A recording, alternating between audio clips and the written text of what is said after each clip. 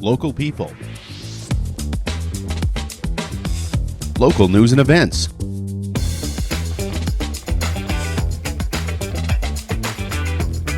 local sports, local matters. For all things Lloydminster area, this is Live with Kurt Price.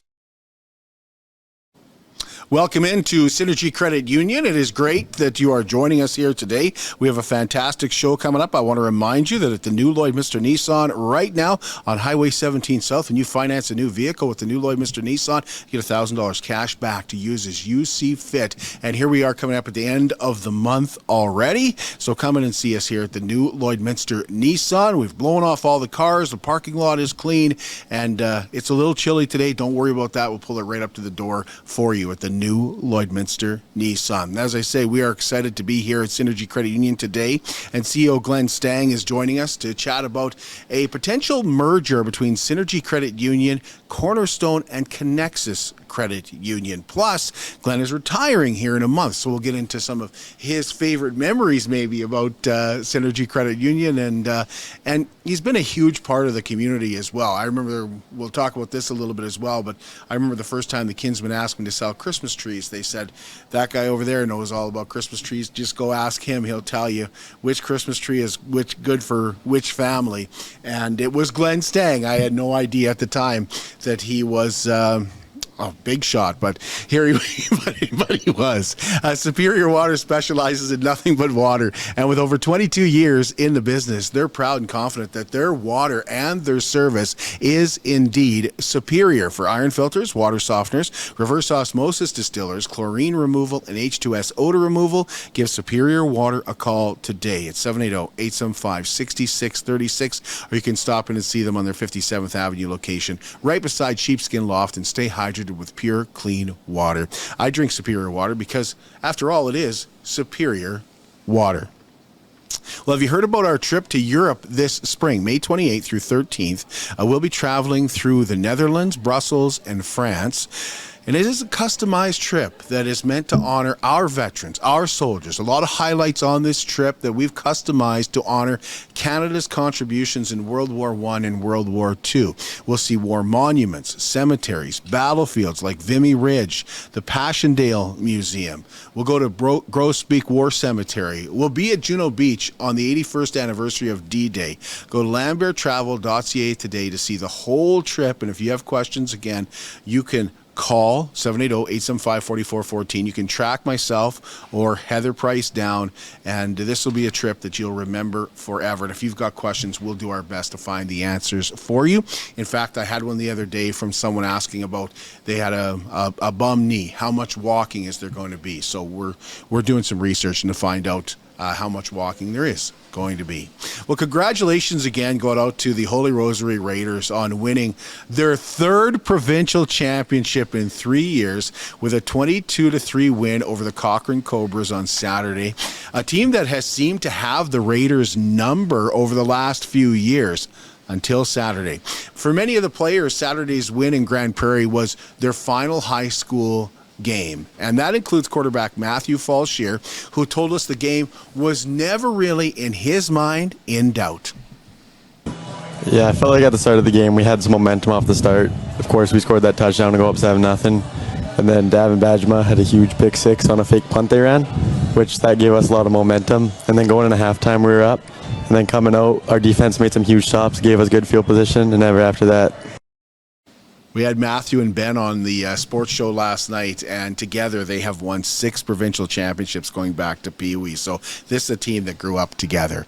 The next draw in the Lloydminster Exhibition's Chase the Ace is tomorrow night at 7:30. The jackpot is already over $114,000. 3 ways to purchase those tickets. Stop in at the Lloydminster Exhibition. Go to lloydx.com. You can also transfer. You can get the details on e-transferring on the website as well. There are 19 cards remaining in that deck. A huge draw coming up tomorrow night. The Motley Troupe will be performing Santa's Zombie Apocalypse on December the 5th through the 7th in Kid Scotty. The annual dinner theater is raising funds this year for the Laurie Craven Memorial Ball Tournament, which helps local people with health concerns.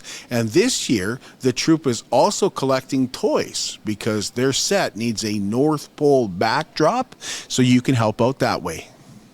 Best way to get toys is to do a toy drive. So what we're asking people to do, whether you can come to our performances or not, we're looking for people to donate new toys to our performance and drop them off at Mel's Hair Shop. Let's fill the shop. And those new toys will all land on stage and be there for the 3 nights of our performances. When we all wrap all that up, we're going to donate all the toys directly across to the gift of Christmas.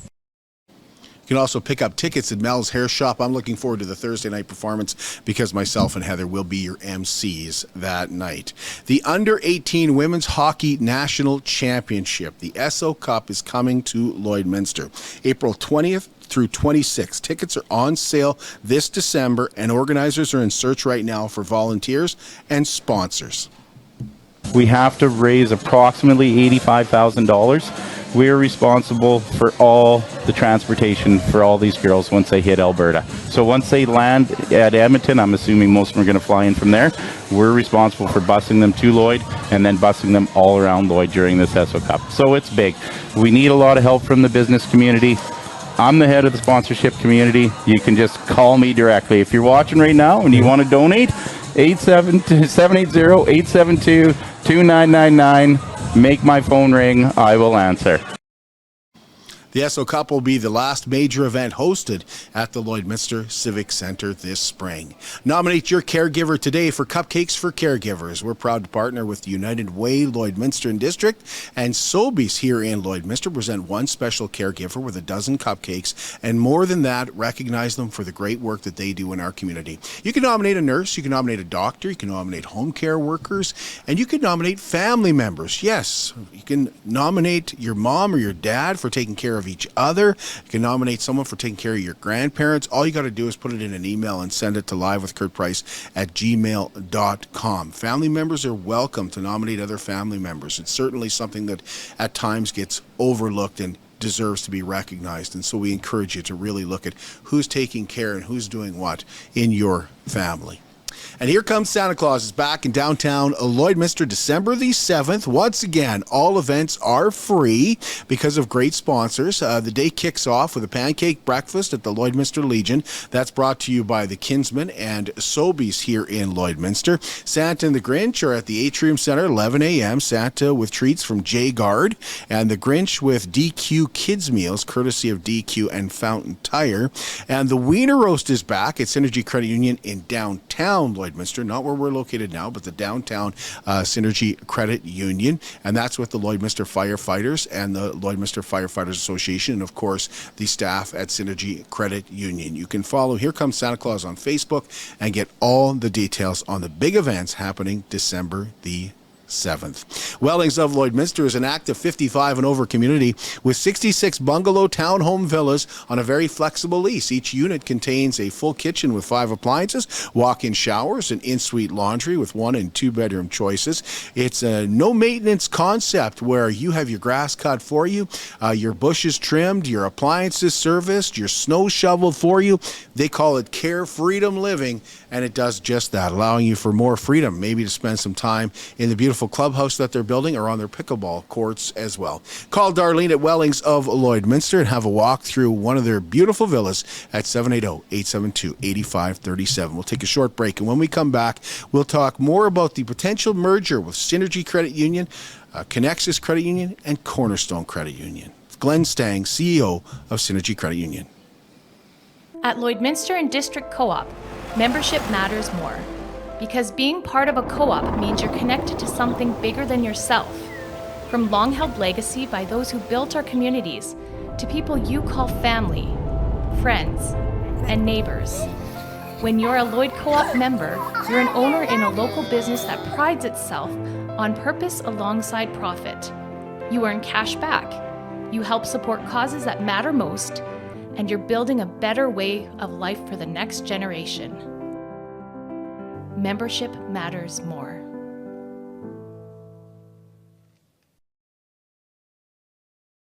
How can you help support the oil and gas industry and jobs in Western Canada? The answer is closer than you think. Sell your scrap metals to PWM Steel. PWM sells scrap iron to Evraz, located in Regina. Evraz's #1 customer is the energy sector, building pipes and plates for the oil and gas industry. PWM Steel is your locally owned metal recycler and steel service center in the area. Plus, they're a strong supporter of the community. PWM Steel, your top steel supplier for Alberta and Saskatchewan for 40 years. At Jason Arden Associates Cooperators, we're proud to be a top-rated local insurance company that offers flexible solutions and expert advice for all your insurance and investment needs.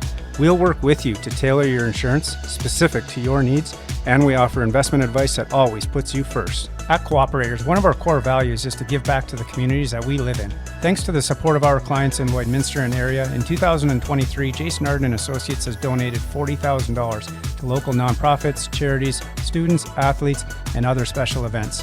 How does your insurance company support our community? It's more than just taxes at L&A CPA. Assurance, accounting, retirement planning, estate planning, business consulting, financial consulting, farm program support, and bookkeeping. But yes, there is always taxes. The team at L&A CPA is committed to helping you achieve your best results and will be there to assist you every step of the way. L&A CPA, with offices in Provost, Vermilion, and Lloydminster.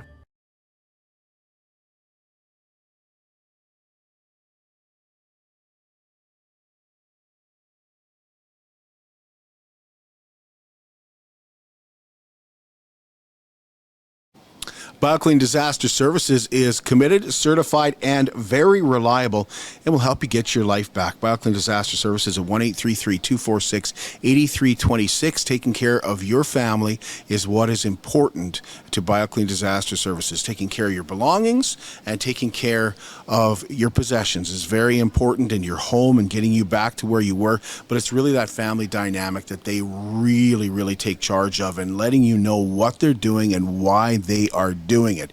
When I talk to their customers, they all say the same thing. It's just that open line of communication that becomes so important. And BioClean Disaster Services is not only Lloydminster's local restoration company, they're also Lloydminster's largest restoration company. 1-833-246-8326. Well, we're back here at Synergy Credit Union, and it's great to be joined by Glenn Stang, who I feel I've known for many, many years, and has had a big influence on me. And some of his contributions that he's done in the community and the way that he carries himself is a huge influence for a lot of people. So thank you, Glenn. Thanks for being that. I know you're close to retirement, but I've always wanted to let you know that I appreciate what you do in the community on a personal level, not just for Synergy Credit Union. You've also donated your time and a lot of stuff, and wherever I go, I seem to see you at volunteering or see you supporting that event, and it becomes very noticeable to people like me, and I really, really appreciate that. Thank you for doing everything that you've done. Yeah, well, thanks, Kurt, and thanks for having me on, and the feeling's mutual. As I was saying when we were just offline a second ago, thanks for being the ambassador that you are for Lloydminster. You do a wonderful job on getting the message out to the community of all the wonderful things that are kind of going on. And again, my wife and I, we get behind a number of things that are dear to us, and it's just good to get involved in the community. I know you have some more discussions you want to have around that, so I'm not going to preempt that conversation. So all good. Absolutely. But let's start. I'm going to pull that a little bit closer. Sure. I want to start, though, with the merger. Because Yep. this is, a lot of people are talking about this around town. A lot of people are excited about it. And I think the number one question that most people would have, and it became my first question, is why? Yeah. Why this merger? Why now? So our industry's changing, just like so many industries across Canada. We're finding ourselves deeper in competition from non-traditional sources like fintechs, right? They're making it easier to do simple transactions in different areas. And so we need to kind of catch up on that technology investment. But really, it amplifies what our members' needs are always changing. And so for us, it's how do we keep up with that demand and continue to carve out, that space in the marketplace. We also have a lot of regulatory pressures. A lot of people don't realize I always say we're over-regulated. There isn't anything we do right now that you always have to check is what's the rules around this. And there's limited growth right now in the markets that we have. We aren't growing like we once did. Things have slowed down in the energy sector. The farming communities are getting bigger and fewer. So that just changes the way we can kind of do business. So it kind of threatens a little bit of our long-term sustainability. So that's the why. So considering, I should throw that in there, considering a merger. We're considering it. Nothing's said and done yet, but how did we get here? Yeah, so it's evolved over a period of time. I would share that the 7 largest credit unions in Saskatchewan get together on a regular basis, I think quarterly. At first, the chairs kind of get together and then the CEOs, and we really talk about the challenges that we're all experiencing. And we kind of brainstorm solutions that we can do either together or maybe on our own, things that we each have tried. And more recently, a question was asked, why don't we just merge, right? We're all serving the same member who wants the same thing. Why don't we do that? And we kind of went through a process at the 7 largest credit union level. And the first was innovation. They're a federal credit union. So the question was, do we have an appetite to become a federal credit union? And our board's response was not today. We just think that's too big a leap. We'd rather stay as local and regional and provincial as we can. We still see some great growth opportunities there. So that took innovation out. So that left 6. And then each credit union went back, talked to their boards, and came forward and says either we're interested or not. And that left at the table Cornerstone, Conexus, and ourselves. And we said, you know what? We'd like to explore this further, see what synergies are available to us, no pun intended, but what synergies are available to us, and can we be better together, and help, because we would really offer branch network now border to border and north from La Ronge all the way down to the U.S. border, really a provincial credit union that we could, do more to help seed the economic development of Saskatchewan so that Saskatchewan can thrive. What would be the difference between a provincial and a federal credit union? First, it's the regulatory oversight. So as a provincial credit union, we're regulated by the provincial government. They have an arm that oversees us and our activities.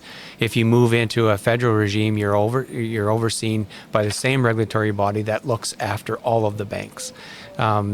Already today, in many of the regulatory environments that we play in or are held accountable to, it's the same rules as the big banks. Now just think about it. We're a little credit union and we have to play by the same rules as the big banks.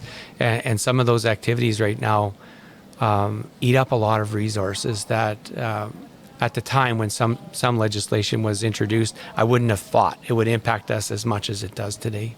Would that, and I don't want to put you on the spot to answer any questions you don't want to answer, Glenn, but would a lot of that be around security? Some of it is around cybersecurity, because that's changing, right? As we make more technology available to our members, for sure, we have to stay ahead of it to make sure that we're not hacked and that people feel confident. And again, new regulatory environments coming around that, around open banking. I don't know if you've heard about that, but really the concept is we have to enable our members to allow them to share data with whom they want to share data with, and also shut it down when they want to stop sharing that data with others. And can you imagine, we're serving almost 30,000 members today. If we had to do that manually with every member phoning in, and so to find a technology platform that enables members to self-serve, that's very expensive. So that's one piece. But other legislation, so anti-money laundering is a really good example. We do a lot of work there today. That's a superimposed legislation by the federal government. I get it. I understand why it's there. But when it first came out, I didn't think it would impact us like it does today. So there's a term in there. It's called politically exposed people. When I first read it, I thought, we're small communities. We won't have that many members that are politically exposed. I think we're over 3,000 members now that follow that definition. And again, we need to monitor their activities and report their activities different, and just think about that impact on resources. And again, we don't earn income as a result of that administrative duty. It's something that we're just asked to do as part of our regulatory jobs, right? So what would be the benefits? Like starting with maybe for your average member? So right up front, they get access to an expanded branch network across the province. So, I think Conexus today has 57 branches. Cornerstone has more than us. I just don't know their number off by heart. And we would be adding 13 branches to that environment. So that's a really big one for our members, because again, today we're all independent credit unions. And so when members are traveling around and they walk into a branch, sometimes they think that they should be able to be served when sometimes we can't, because we don't have those connectivities. So that's a really big one. Another one is, as you get bigger, you create opportunities for your staff to develop themselves, and maybe they aspire to do more within the organization. A large organization just creates greater capacity for people to grow and develop within. For the members, again, it allows us to make some investments in certain technologies that we might not have been able to do before on our own. We believe we can actually become a lot leaner longer term, so you produce greater profitabilities where you can turn around and again make different type of investments into your local communities to ensure that Saskatchewan as a whole, I keep talking about that, can thrive going forward into the future. We only have 1 million people in Saskatchewan. People forget that. So what about like the benefit for Lloydminster, for some of your smaller communities? What's the benefit for the actual community, Glenn? So for the smaller communities, I think, again, what I hear from our communities is they always fear the loss of local jobs. They fear the loss of closure, branch closures. They feel that they're going to lose the local investment and volunteerism that they see, coming from us in the past. And again, I don't view that as being a threat at all. I always, speak that, the credit union is only as good as the leadership and the people we have in every branch in our communities that we serve. It's really culture, and it's getting people to understand the values and the value proposition you want to bring to those communities. And when people see that, and understand the benefit, they actually line up and want to do, the great work that we're known to do. So locally, I don't see much change. In fact, many of the smaller credit unions in the area, like Macklin and New Community in Saskatoon that joined us in the last couple of years, they're seeing a significant improvement in the amount of money that they'll have available for them in local sponsorship and donations. And again, their staff are inspired by Synergy's existing staff prior to the merge about the volunteerism and the impact that we can make on smaller communities, and it's inspiring them to do stuff within their community. In fact, I can use New Community as an example. They got behind financial literacy so big that I actually had to go out and say, whoa, you guys, you're overcommitting yourself. If you keep going at this pace, you're going to burn out, right? But they just got so passionate because they seen the smiles in the kids' faces as they're learning, how to manage their money better and different things, and just seeing the positive impact that they would have on people's financial well-being. They just, got over enthusiastic, right? So you just have to kind of pull it in. When we were setting up for the show, there was a gentleman that came in. And he kind of expressed, well, I like being able to phone and talk to people. Yeah. Does that continue? It does. Nothing changes. I know for small credit unions, they were so used to just calling into their branch and getting somebody to pick up the phone right away, or leaving a message and somebody would call back. In larger credit unions like ours, we've established a call center, right? And so the value of the call center is it provides expanded hours before the branch is open and after the branch is open. And if you ever use our call center because you need it for different reasons, you'll be so impressed by our call center. Our wait times are probably the lowest in the industry, and those things won't change. But I find and I hear sometimes from members that they're inconvenienced by having to go through a call center to get to Glen, right? And so again, as you heard me say to that member, never be afraid to ask for our direct lines. I don't mind. I'll give you my direct line, and just appreciate and respect that I'm busy. Sometimes you'll get a busy signal, or it'll go to my voicemail, and I'll follow up as quick as I can. But I also tease members that sometimes you'll be surprised. You'll call me and I'll answer, and that happened the other day where somebody said, "Oh, I thought I would get voicemail." That's it. No, I was free, so I'll take the call. But again, another phrase I like to use sometimes is that, you know, as you get bigger, you want to think big for the benefits that you can bring to communities and organizations, but you still want to behave small. And I think that's a little bit of what I see in Lloydminster on a regular basis, right? It's a community that's growing. We're a small city. We think big, sometimes beyond our reach, but we still behave like a small town community, and everybody knows everybody, or everybody's connected to everybody in some way, shape, or form. And Synergy's no different. Synergy also, and I think we're really lucky to have this in our community, is Synergy is a sponsorship of some major events. There's, I mentioned Here Comes Santa Claus. This will be the 17th year. It'll also be the 17th year that Synergy has sponsored that Wiener Roast downtown. It's so easy to communicate with credit union on a sponsorship of that level for me. For me, I know that I speak for a lot of people. Say, I hope that doesn't change. Like, how do you? That must be a major concern with other members as well. Yeah, that's top concern for most people, right? Because they value their local credit union, what they can do. But there's also the other side where some members don't appreciate that, right? They'd rather see the money that we spend on those things that go towards better rates or no fees or different things like that. It's really a balance. I know in the past I've shared with members that, you know, if you look at our spend, it's about, it varies by year, but between, let's say, 200,000 and 500,000 a year. That's about what we spend. And we try to target about 5% of our pre-tax profits, but sometimes there just isn't things available to make those investments. So it's about that. And again, we're serving right now about 30,000 members. So if you do the math on that, that's anywhere between $10 or $15 a member. That aggregation means a lot to the communities and the investments that we make. But it isn't enough for us in a business side of things to say we can give all members free service fees, right? Or that I can improve the interest that you earn by even at 10 points, right? It's just not enough. But again, when we look back, and it goes back to the cooperative principles and investing in our communities, it makes a big difference. And we try to choose those things like education, like health, that impacts all members, that they can feel the benefits of that over a period of time.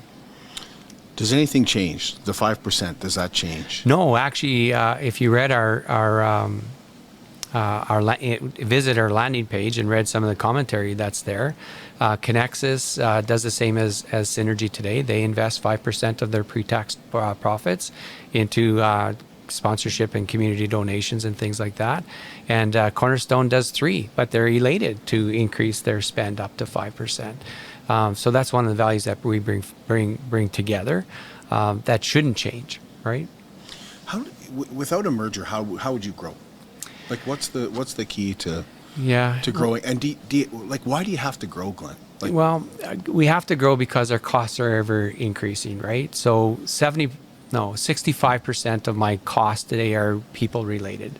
So every year staff want raises, right? And so you need to grow more than what you're giving them in raises, or you start to fall behind. Your profitability starts to shrink and you become not sustainable.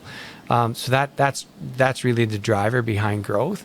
And growth is difficult. You know, we're competing against the big banks. And again, I really appreciate competition, so I'll never speak badly about our competitors. They serve markets that I can't serve, so we need to work, kind of closely together. But what I find is a lot of times, even though we've been in the community for a long time, even though we're engaged in different parts of our community, when people finally start to do business with us, they're just blown away, right? At the level of service, the quality of service, and just that accessibility, right? You walk into our branch, we have 10 tellers available, right? They might not always be on the line. They could be in the back office doing something different when there's no lineup. Like today seems to be a little bit quieter, but they're here.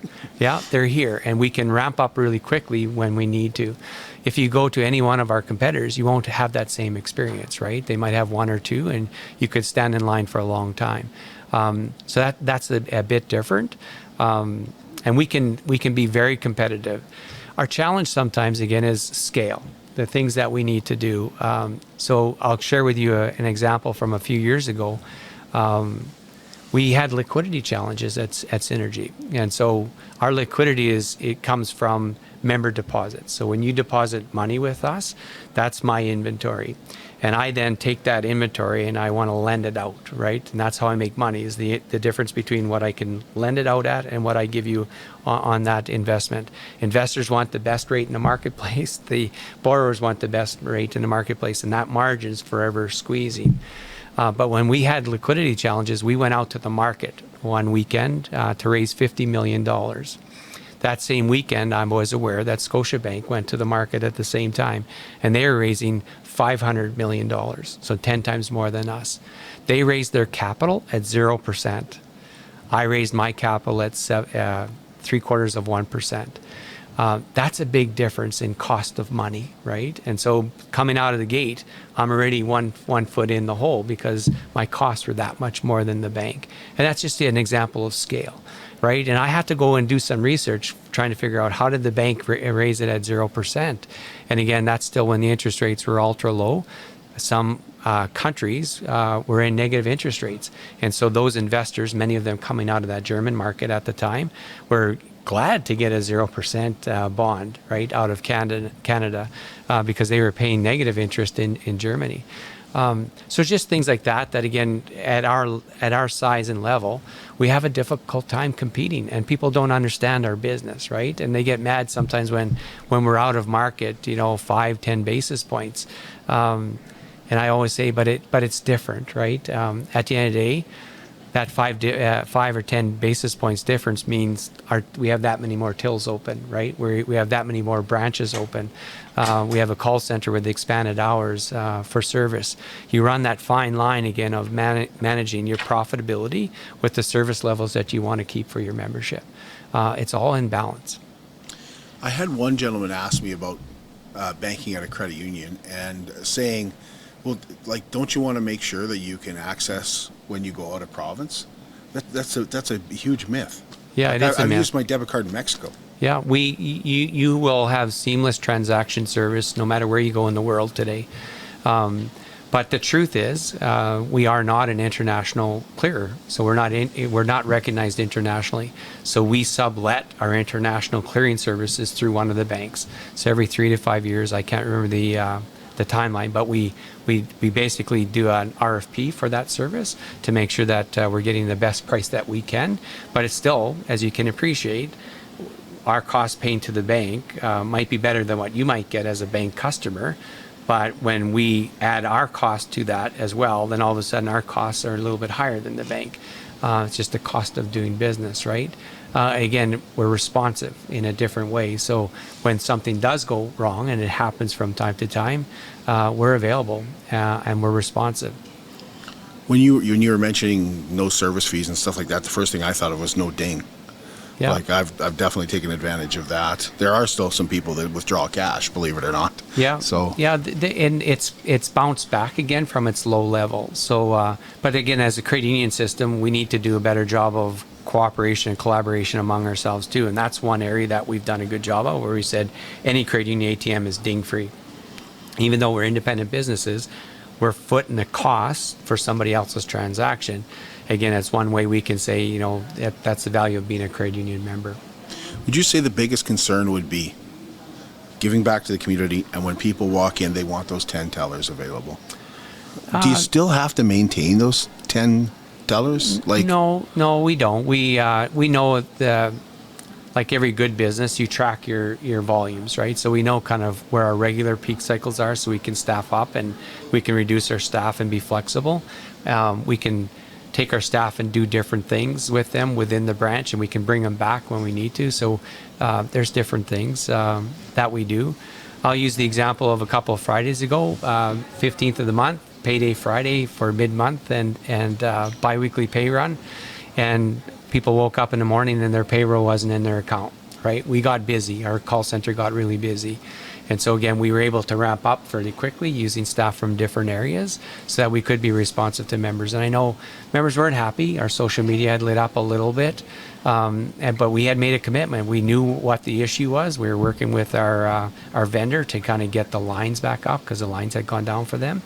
And everything got caught up by, I think it was about 8 o'clock that evening.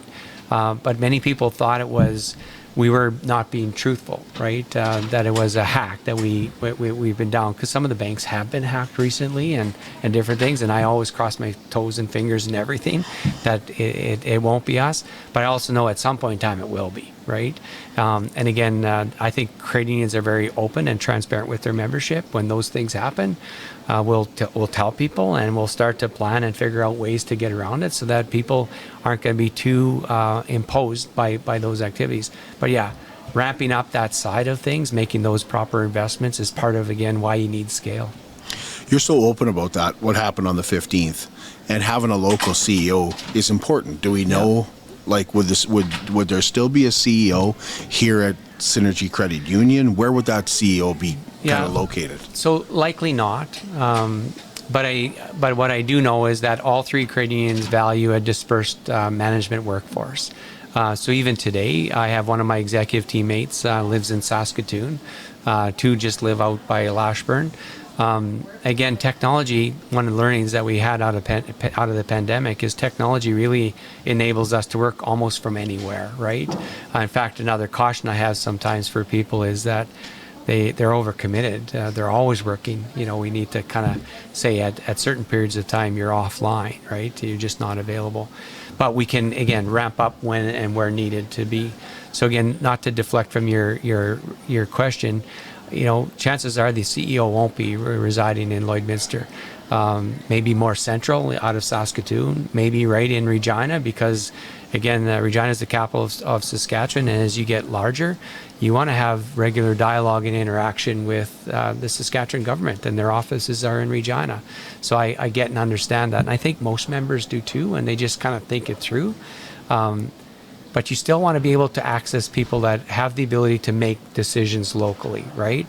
And one of the values, again, that all three credit unions have is empowerment. We empower our people to make some of those decisions as much as we can. And so again, I'll say that same line. We're only as good as the leadership and the people we have in every branch and every community we serve. They really are what makes Synergy truly successful. What will the new Synergy Credit Union be called? What are the next steps? We'll take a break, and when we come back, we'll ask Glenn those questions, and we'll find out about his career and what he's got planned next. At Diamond 7 Meats, we work with local farm families to provide a high-quality product and a great selection for you. Try our mouth-watering smokies, pulled pork, roast beef, and more, made pure and natural with no additives or fillers. We offer custom processing, and our experienced team works for you to provide a selection of sausage, burgers, and jerkies made to your specifications. Take your grilling to the next level with a Yoder smoker. Complete the grilling experience with a Canadian-made, award-winning line of House of Q barbecue sauces. We're locally owned and operated, and we look forward to seeing you today. I'm Brian Zinchuk of PipelineOnline.ca. I used to be a pipeliner, and I've spent the last 15 years reporting on energy in Saskatchewan. PipelineOnline.ca provides comprehensive coverage of light oil, heavy oil, lithium, helium, power production including coal, wind, solar, geothermal, natural gas, and nuclear. There's a lot happening in Saskatchewan's energy sector, and Pipeline Online is there for all of it. No one else comes even close. At CK McKean Roofing, they understand what it took to put that roof over your head for your family. With over 20 years of experience under their belt, they strive to show you that with their workmanship and their integrity. Not all roofing companies are created equal, and that's why CK McKean Roofing encourages you to focus on your most important investments, your home and your family. CK McKean Roofing. Roofers do it on top. At Synergy Credit Union, we're more than just a financial institution. We're your partners in every step of your journey.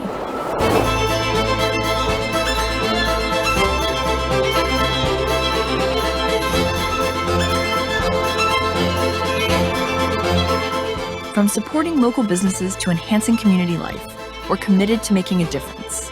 Join us in shaping a brighter future. Together, we thrive, because this is Synergy.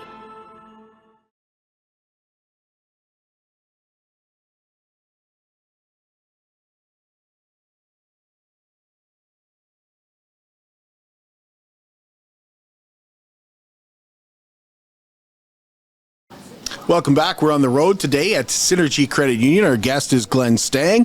He is the current CEO, but he will be stepping down here in just over a month. But one of the big things that has come is the potential merger.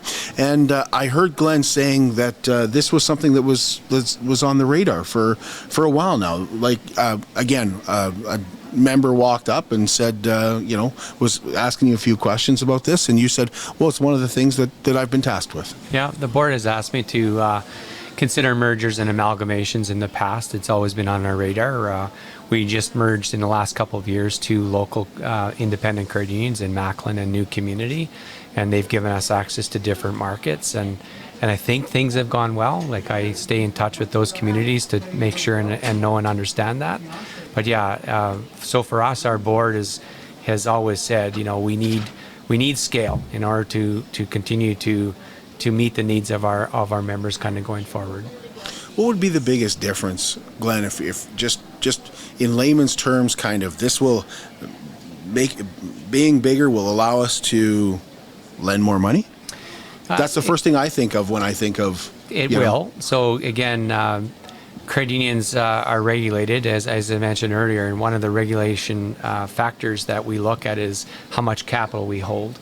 And our capital then tells us how much money we can actually lend to an individual borrower. So today, we've kind of self-imposed about a $20 million capital limit, right? So nobody larger than 20 million. But as you grow, your capital gets bigger, and that number can get bigger. And its impact, if something does go sideways, becomes less of an impact, right, as you grow. So for sure, you can lend more money to members. But some of the bigger things is having more profits available to, I call it, invest in people or invest for people. So we want to make sure that we're always hiring the best available talent, and sometimes you have to pay for that, right? And especially in rural Saskatchewan, it's kind of funny today, or rural Canada, I'll even generalize it more. It's just funny today. It's hard to get people to come out and live in rural Canada and rural Saskatchewan.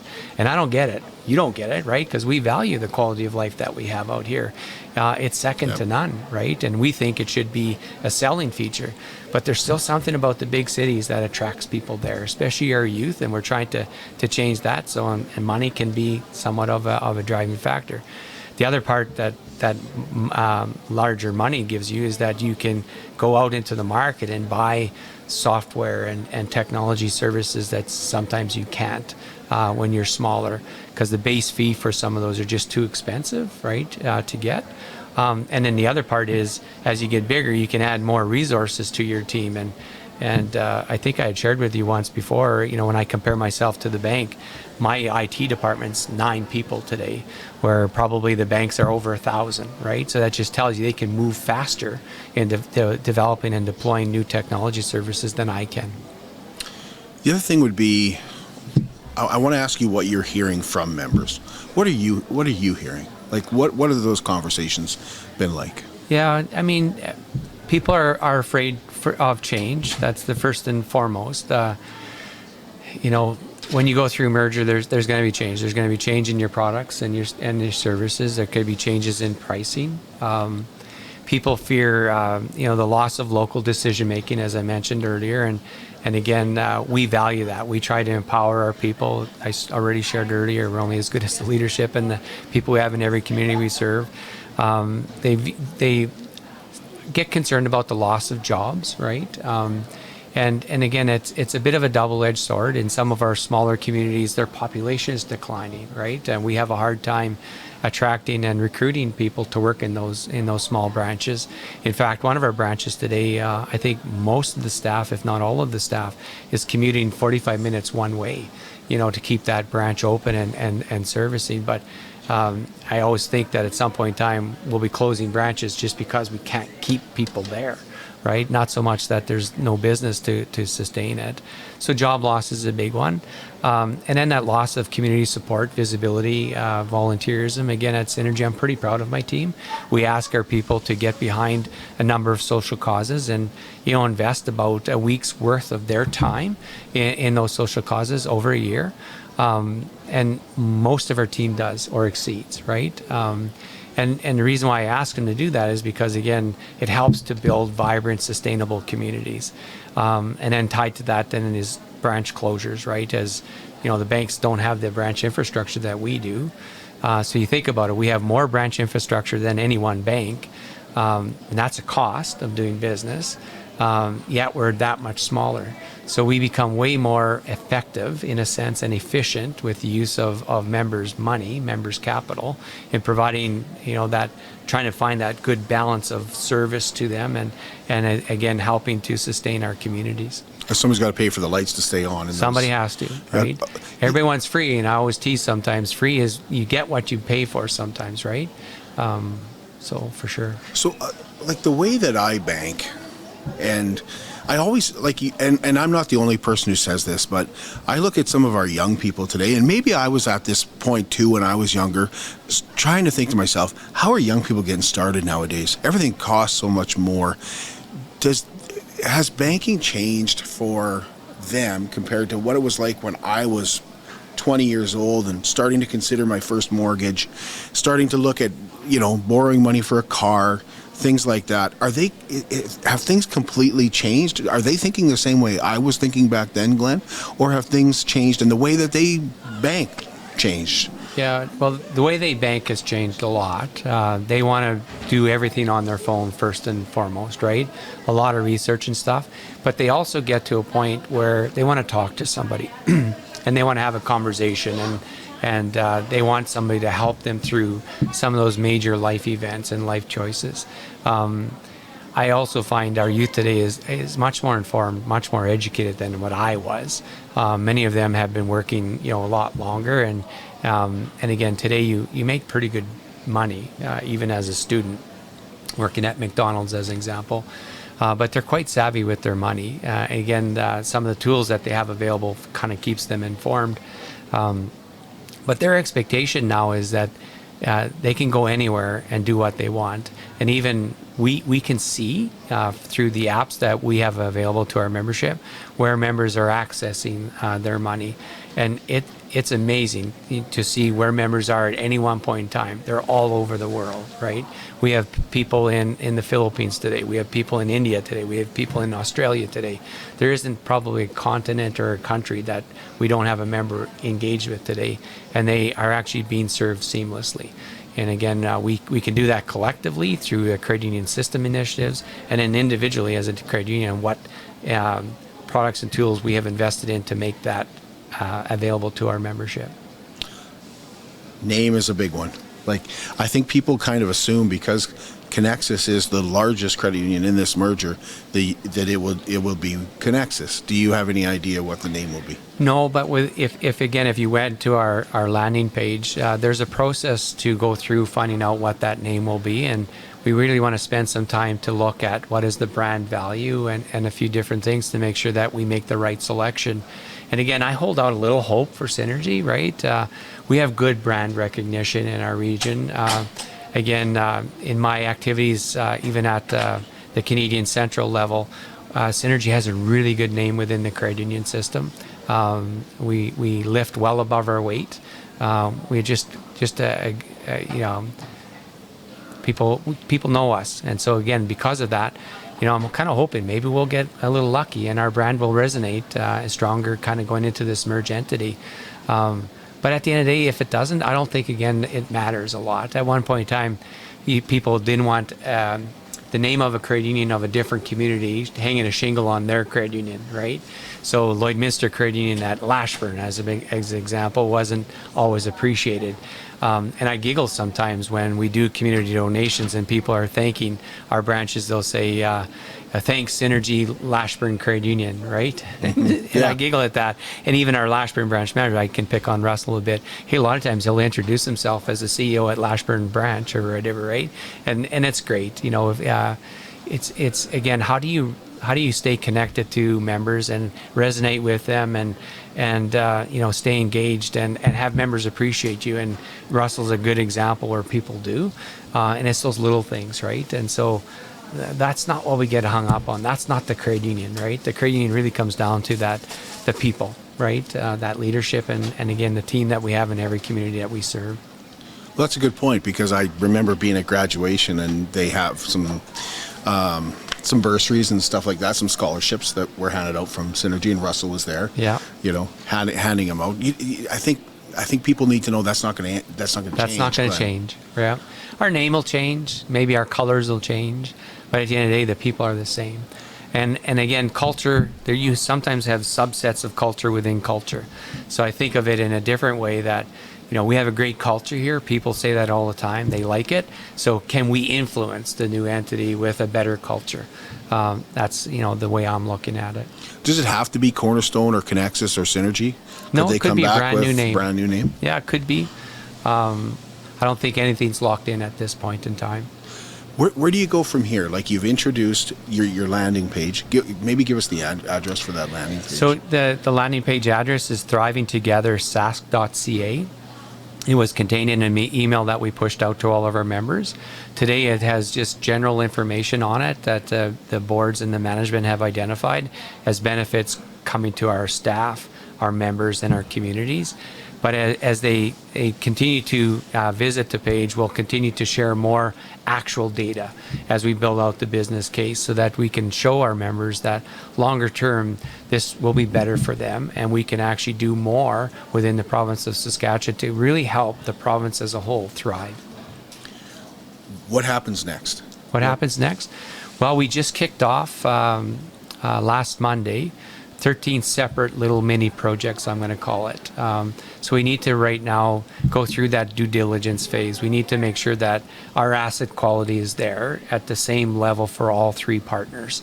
And where there isn't the same potential, then is what do we do to close the gap?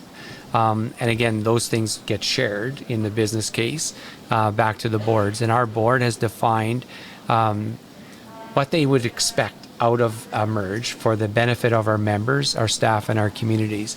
And if we don't meet those expectations, they won't make a recommendation to our membership.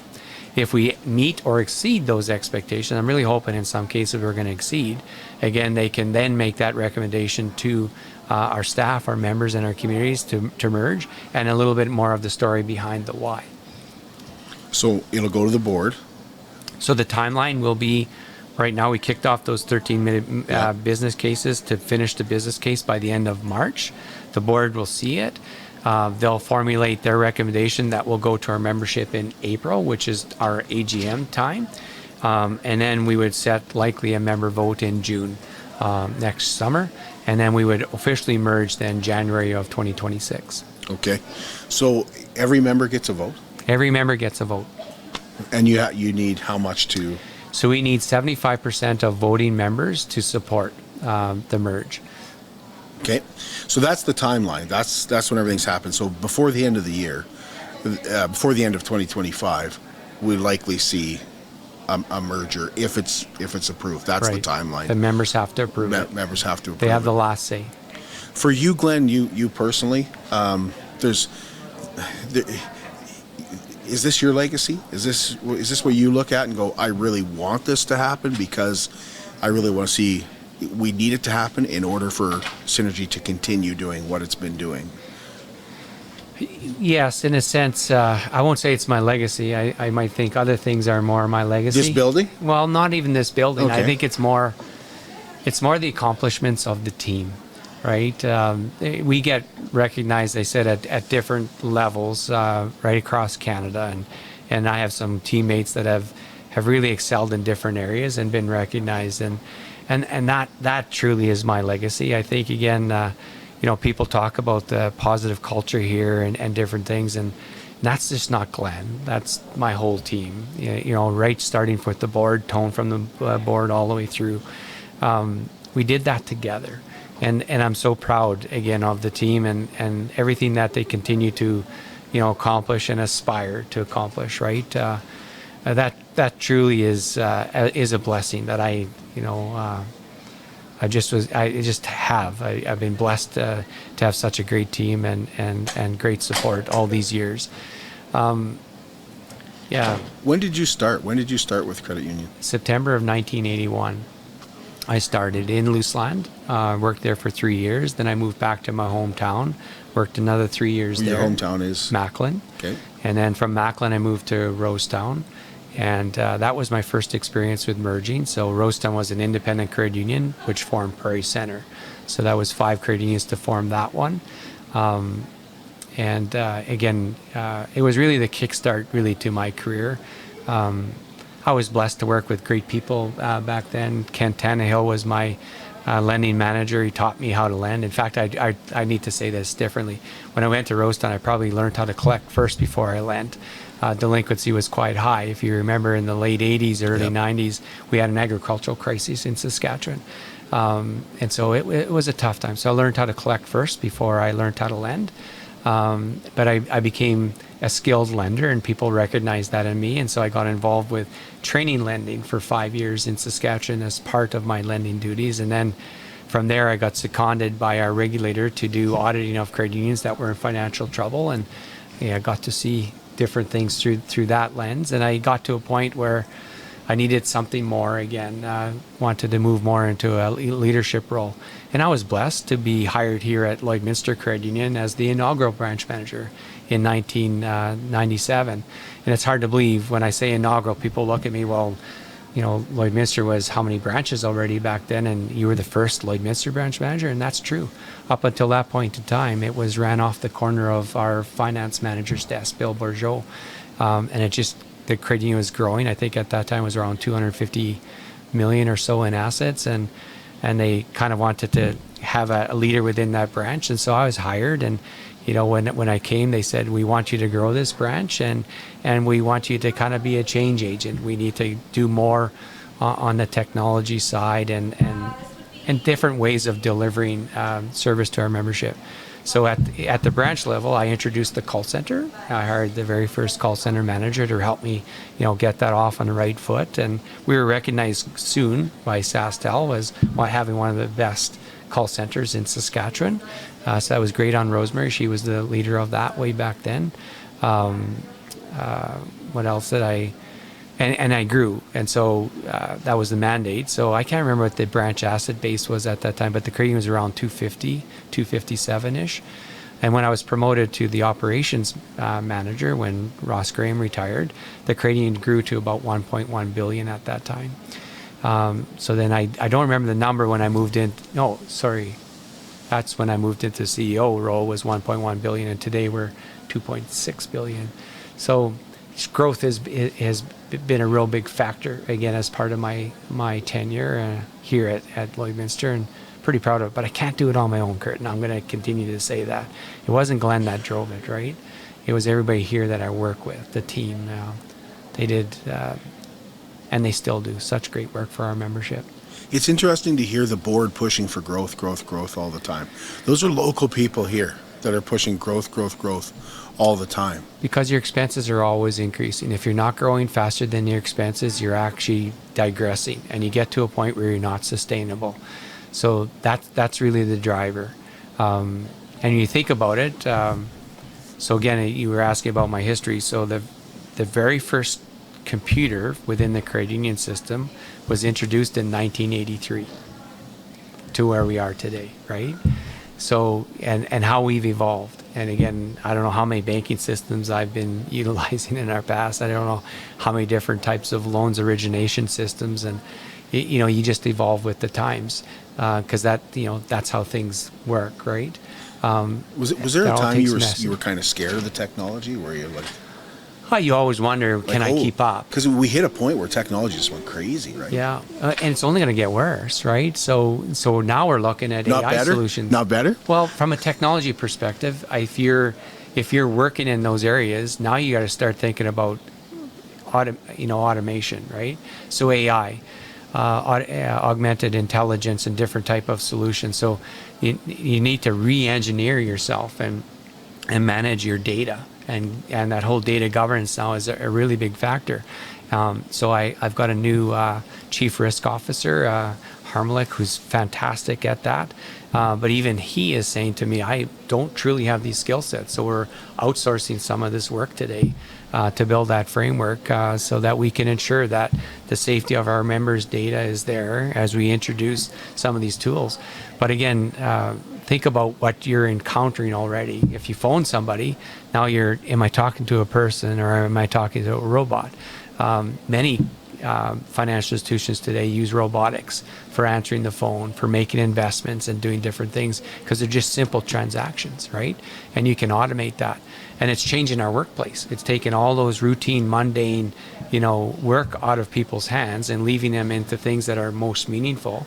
And again, not everybody wants that, right? So you have a bit of a clash within your workforce because some people just like doing those routine, mundane things. Where others are really excited about the opportunity to use problem-solving skills, critical thinking, and really digging in. So it's going to be we're going to see change like we've never seen before within our workforce and what we're able to do with our members and customers in the near future. Do you remember, it's exciting though. Would the biggest change be the app? Like, would that be the biggest change to banking to come along? Is now I can, because I remember going to the bank going, I wonder how much I have in my account. Like, yeah. I'll check the ATM to see. I mean, ATMs were huge. I remember when my dad started going to it, to an ATM, those were huge too. Yeah. But the app would be the app, but everything. If you think about it, so years ago I asked my grandma once, right? So, grandma, in your lifetime, what was the biggest change? And for her, it was refrigeration and running water. That changed her workload substantially, right? And then, I forget, I had asked Mom once what her thoughts were. And so when people ask me, what would be the two things that I think would have changed my life, significantly, and the internet is a big one, right? Mm-hmm. Just think about if you have a problem today, you Google it, right? You don't know how to fix a light bulb on your vehicle, you Google it. It's there, right? Yep. It's so amazing. It's such great technology. And then it's really the cell phone, right? Has really, for us, enabled us. It's empowered us. Like you said, the apps that are on the phone, it's not just the banking app, it's everything else that we do. And so much of that now is being integrated, right? You can transfer data from different things to be served even that much better. And that's the part that's pretty exciting, but it's also really scary, right? Because sometimes it feels like your phone's listening to you, right? All of a sudden you're getting ads in Google around products that you were talking about, right? I want to buy a new snowblower. For the next 2 days, all you're going to get is snowblower ads, right? Yeah. It's kind of scary, but it's again, it's meant to better support and serve you, right? And some people really love it, and others don't. I've turned everything off now because I just find it just scary. Who's listening, right? But I won't be served as well as those that leave it turned on. They're going to get deals and opportunities that I won't, just because of that. When you look at some of the things that Synergy has done around the community, we have particularly our high schools, Synergy Place at the Lloyd Comp. We have the Vault over at Holy Rosary High School. Those have been some big things that have happened during your tenure here as CEO. Is there one particular that you look at and go, I'm really proud that we did this? Really, I hope we continue this when I'm not here. I hope Synergy continues to do this in the community. Yeah, well, there's a couple of things. As I said, our mandate is really always around education and health, right? Because it impacts everybody. I'm really grateful again that we get behind the Health Foundation in such a big way each year. We might not always be able to support them in dollars, but we support them in people. So we will have a massive number of people working the bar, serving tables, cleaning up. A few times they've had models that they've brought in, and that was our staff, right? So I'm always really proud of that part. But that's the engagement, and again, I'm really proud of that. When it comes to sponsorship and getting behind things that I'm going to call it the sports academy. Lloydminster's really becoming known for its sports academy, developing athletes. We now have families moving in from rural areas, right, so that their children can go to those schools and benefit from the investment those schools have had. And if you never had an opportunity, you should go visit. They now have augmented technology again to help students identify how to improve their physical way of doing something to get the best out of them. So, I was at the Synergy Vault out at Holy Rosary School, and they had a bunch of kids pitching, and that machine could tell them, how to improve the motion of their arm or the flick of their wrist or whatever to make the ball have greater movement or different speed. They use it in golf. They have a golf simulator there, right? And I know they asked me to try it, and I wouldn't use the driver because, Kurt, I would embarrass myself with it. But I used an iron, right? And it measures you on 15 movements. And then my first swing, I think I got 7 check marks of 15 until I was done. After I think 4 swings, I was up to 11, right? And after that, I think I'd really have to concentrate on holding myself different or whatever in order to make the movement. But that's what athleticism is all about, right? Muscle control and teaching muscle memory.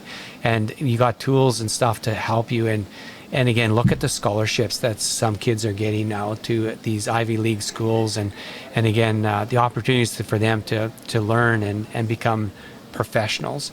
And again, hoping that they recognize where they got that from and come back to our communities and share that back in the communities, that got them to where they got to.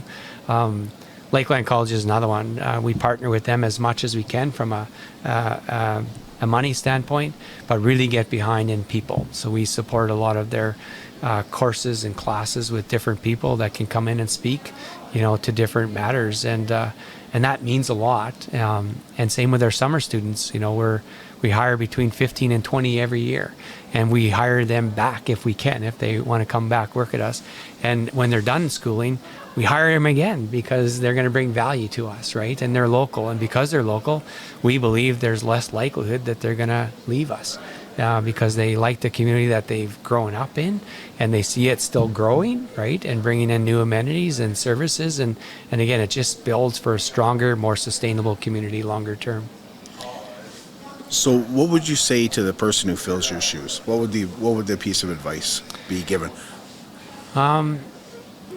First and foremost, be coachable. I get coached a lot. People might laugh at that, but again, when I became CEO, I was actually tapped on the shoulder. I never aspired to be a CEO. I was tapped and said, you should give it consideration, so I did. And one of the reasons why I didn't want to be a CEO is because I don't behave like CEOs, and I don't want to behave like CEOs. And there's a bit of a narcissism around CEOs, right? Some have an attitude that they know it all. That's not me. And so my hope is the next CEO would be similar, that rely on your team, being coachable, take feedback and, think it through. And again, always look for what's in the best interests of most. You can't please everybody, but if you can please 80 to 85% of people, I think you're doing a good job.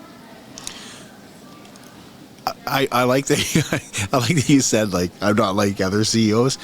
I see you out in the community all the time. We talked a little bit about that. We should mention Kinsman Christmas trees will be available starting noon today. Oh, thanks. But that's one of the places where I would never have known that you were the CEO, Glenn, of Credit Union, by the way that you treated me that night and introducing me to this is the kind of Christmas tree. It has a little bit weaker. Yeah. If people have heavy ornaments, you don't want to sell them this tree.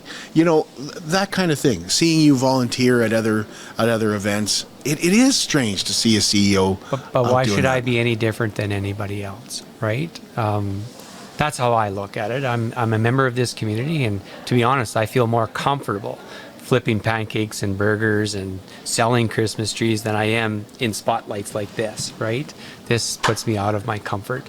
But most people are like that, right? But I also think that's partly what resonates with people as well, right? I'm approachable, right? We can have, reasonable conversations. I'll say reasonable because I think some people think maybe I don't have reasonable conversations sometimes. But we're not talking about your wife. Yeah. That's a whole different story, Kurt. Yeah. But but no, you're approachable. You're just a member of the community like anybody else. And really, like most people that I encounter, like you do, there's a real genuine, sincere desire to just improve people's quality of life, period, end of story, right? And it's just little subtle ways in which we do it. And again, like I do with my staff, is just encourage people to get involved in things that first and foremost they're passionate about. Because when they do, it's not work. It's kind of fun, actually, right? And then again, just not be afraid to take on challenges. I share that all the time with different people. I wouldn't have done some things that I've done in my past if it wouldn't have been for somebody tapping me on the shoulder and saying, Glenn, I think you could add value to this, right? So as an example, when I was at Rosetown, I sat on a handicap board and workshop, no different than B. Fisher here in town, right? Man, did I learn a lot. And man, did I come to appreciate the work that society does, and even the contributions that those people make that are handicapped, right? And they just have a level of energy and a level of joy they bring into everybody's life, and it just puts a skip in your step like none other, right? So we've kept you way too long, but I feel like for me, I'm almost being, when I talk to you about being that accessible and everything, it kind of might be detrimental, Glenn, to the merger, because people go, I don't want to lose that. I don't want to lose somebody like Glenn in our community. There's more people like Glenn out there. It's really up to the board to find those people, right? And again, it's really setting that tone in that direction and holding people accountable. That's where it starts. It's not like there won't be a leader here, right? Right. Well, there'll always be leaders here. Yeah, right. Exactly. We have Gord right now as the leader of the Lloyd branch. There's another guy you see out everything. Yeah, we have Russell out in Lashburn. You know, every one of our branches has a leader, right? That's that won't not going to change. No, that's not going to change. We empower them as far as we can, as much as we can within a risk-based framework. So that's not going to change. It's one of our values that we take into the merge, and one of the values of our merge partners as well. In fact, there's a desire for Conexus, they speak to this, that they would like to do more than maybe what they're currently doing. So it's a good thing. Is there anything I'm forgetting, Glenn? I don't think so, Kurt. We've kind of bounced around a lot of different things, and I value this. And again, I really thank you. You're a great ambassador for our communities. Keep doing your great work, and again, don't be afraid to lean on Synergy or the new credit union. You know, get them involved. Don't let them slide to be something that we haven't typically been. We want to sustain that. So, thank you, Glenn. Oh, you're welcome. Thanks, Kurt. Much appreciated. Appreciate that. Yeah. We'll be back with you tomorrow morning. Dowson Antonio is going to be our guest, and we're going to be chatting about a couple of events, including the Community Health Assessment Day at the Prairie North Plaza coming up December the 3rd. That's tomorrow morning, 10 a.m. We'll be back at the new Lloydminster Nissan.